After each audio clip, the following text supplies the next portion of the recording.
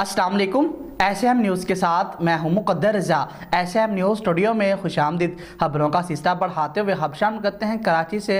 हुकूमत सिंध के इक़दामात और सिम बंद करने की तजावीज़ ने अब तक वैक्सीनेशन ना करवाने वालों की दौड़ें लगवा दी। इसी हवाले से मज़ीद तफ़सीलात बता रहे हैं एसएम न्यूज़ के ब्यूरो चीफ जुल्फ़कार अली। जी जुल्फ़कार, आगाह कीजिएगा इस हवाले से। जी बिल्कुल, जैसा कि आप देख सकते हैं कि कराची के एक्सपो सेंटर और दीगर मकामात पर वैक्सीनेशन करवाने के लिए शहरियों की लंबी कतारें लग गई और इस दौरान समाजी फासले का तो बिल्कुल ख्याल नहीं रखा जा रहा।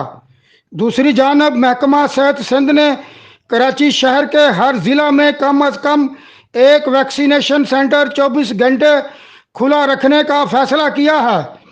ज़िला में जो अस्पताल 24 घंटे खुले रहेंगे, इनमें ज़िला वस्ती का सिंध गवर्नमेंट चिल्ड्रन अस्पताल और न्यू कराची अस्पताल शामिल है।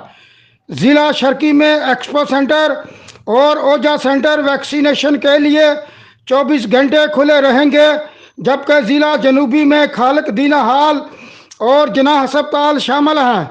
ज़िला गरबी में सिंध गवर्नमेंट कतर अस्पताल और ज़िला मलीर में मुराद मेमन गोट अस्पताल शामिल हैं। ज़िला कुरंगी में सिंध गवर्नमेंट कुरंगी नंबर 5 से किसी भी वक्त वैक्सीन लगवाई जा सकती है। जी बहुत शुक्रिया जुल्फ़कार, तफसीलात से आगाह करने के लिए। अब तक के लिए इतना ही। मज़ीद खबरों के लिए देखते रहिए एसएम न्यूज़।